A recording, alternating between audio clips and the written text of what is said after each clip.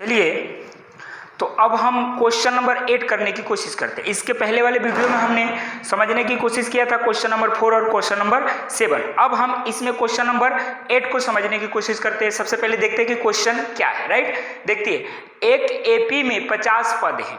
मतलब क्या दिया गया है, एक एपी दिया गया है। आपको क्या दिया गया है, एक एपी दिया गया है और उसमें क्या है, जैसे फॉर एग्जांपल हम दे देते हैं कि एक एपी दिया गया है। राइट, और एपी में कितने पद हैं अपने को पता, कितने पद हैं मतलब कि ए क्या है बराबर, वो सब कुछ भी नहीं पता। जैसे कि हमको क्या दिया गया, एपी दिया गया और उसमें टोटल कितने पद हैं, कितने पद हैं टोटल, तो कितने पद बोला है 50। मतलब अपने को एन दिया गया है, कितना है 50। मतलब कि जो भी आपको एपी दिया गया है ना उसमें क्या है, टोटल कितने पद हैं, 50 पद हैं। ये क्वेश्चन में लिखा है। राइट, जिसका तीसरा पद 12 है और अंतिम पद 106 है, उसका 29वां पद ज्ञात कीजिए।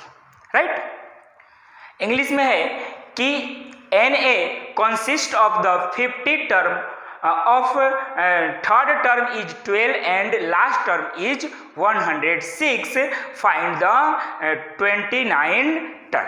बराबर, मतलब क्या है कि आपको क्या दिया गया है, एक एपी दिया गया है। बराबर, सॉरी एक एपी, आपको हमको इस क्वेश्चन में क्या दिया गया है, एक एपी का बताया गया है कि एक एपी का मतलब कि कुल पद, एक एपी है उसका कुल पद कितना है, मतलब कि उसमें क्या दिया गया है, एक एपी है जिसमें पदों की संख्या जो दी गई है वो दिया गया है 50। बराबर, एक एपी है उसमें पदों की संख्या आपको कितनी दी गई है, 50। उसके बाद बताया गया है कि तीसरा पद, थर्ड पद जो है, थर्ड टर्म जो है वो आपको दिया गया है 12 और लास्ट टर्म जो है वो आपको दिया गया है 106। अब आपको बताना है, किसकी वैल्यू बतानी है, तो 29 बराबर टर्म की वैल्यू बतानी है। राइट, चलिए तो समझने की कोशिश करते हैं कि आखिर अपने को क्या क्या दिया गया। राइट, तो सबसे पहले एक एपी दिया गया, उसमें पद कितने हैं 50, तो एन कितना दिया गया है 50।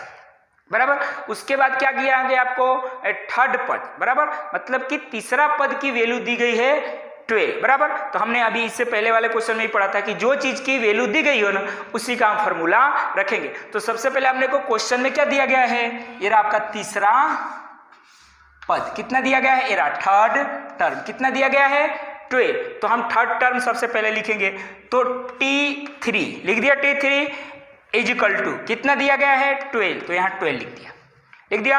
अब T3 का फॉर्मूला हम लिख लेते हैं, a plus 2d is equal to कितना 12। ये हमारे पास क्या हो गया, पहला इक्वेशन बन गया।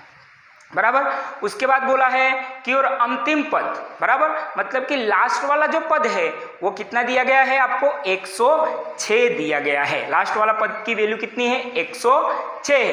तो लास्ट वाला, उस एपी में लास्ट वाला पद कौन सा है भाई, 106 तो है, लेकिन वो एन कौन सा पद कौन सा है, तो आपको बताया गया है स्टार्टिंग में ही क्वेश्चन को बताया गया है कि इस एपी में कितने पद हैं 50। मतलब लास्ट वाला जो पद होगा वो कौन सा नंबर पे होगा, 50 नंबर पे। मतलब कि ये जो 106 दिया गया है ना वो कौन सा पद का वैल्यू दिया गया है, 50वां पद का।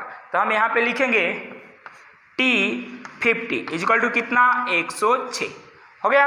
अब T50 का फॉर्मूला लिख ले हम, a plus 49d is equal to कितना 106। बराबर, ये क्या हो गया हमारे पास, दूसरा इक्वेशन, ये पहला इक्वेशन।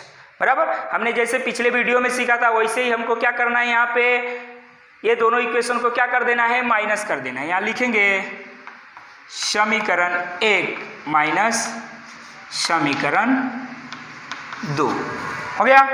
चलिए अब क्या करेंगे, हम समीकरण लिखने की कोशिश करते हैं। पहला समीकरण है a plus 2d is equal to 12। Second equation है a plus 59d is equal to 106 हो गया।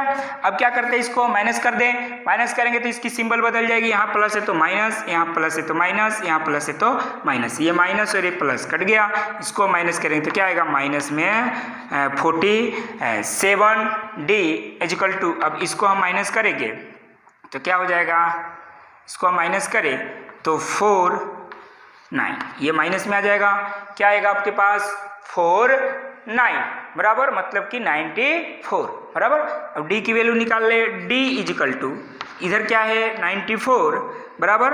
अब ये जो है 47 माइनस में उधर जाएगा तो क्या हो जाएगा, ये माइनस में मल्टीप्लाई में उधर जाएगा तो क्या होगा डिवाइड में, माइनस 47 आया डिवाइड में, ये माइनस माइनस कट गया, इससे ये काटेंगे 2 टाइम में चला जाएगा, तो d इजिकल टू हमारे पास कितना आ गया 2 आ गया।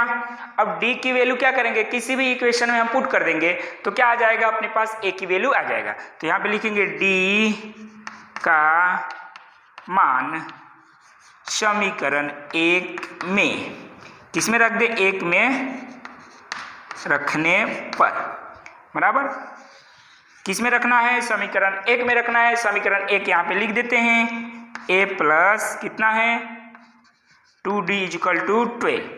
अब d की जगह पे क्या रखना है, कितना रखना है 2 रखना है, तो 2 d के जगह पे 2 बराबर 12, तो a plus 4 is equal to 12, a is equal to 12 में से 4 उधर जाएगा तो माइनस हो जाएगा, तो a इजिकल टू हमारे पास कितना हो जाएगा 8। हमारे पास आ गया, a की वैल्यू आ गया और d की वैल्यू आ गया। अब हम फाइंड कर सकते हैं कौन सा टर्म उसने बोला है 29 टर्म, मतलब कि आप यहाँ पे लिखेंगे an is equal to a plus n minus 1 d, हो गया, ये वाला फॉर्मूला रखेंगे बराबर। तो चलिए यहाँ पे हमको क्या दिया गया a बराबर, ये क्या है a, n दिया गया है, मतलब कि ये जो क्या है ना 29 टर्म की फाइंड करना है 29, तो ये क्या है n है बराबर, 29 पद मतलब कि 29वां पद ज्ञात करना है, तो n कितना हो गया 29 हो गया, तो a के जगह पे a और n के जगह पे कितना रखेंगे हम 29 इजिकल टू a हमारे पास कितना आया है, यहाँ पे नीचे निकाले हमने 8 प्लस n कितना हमारे पास 29 माइनस 1, d हमारे पास कितना आया है 2, 829 इजिकल टू 8 बराबर, इसको माइनस करेंगे तो कितना आएगा 28 और इंटू कितना है 2, तो 829 इजिकल टू a प्लस इसको मल्टीप्लाई कर दें बराबर, तो 829 इजिकल टू, अब इसको क्या कर दें हम प्लस कर दें तो 64।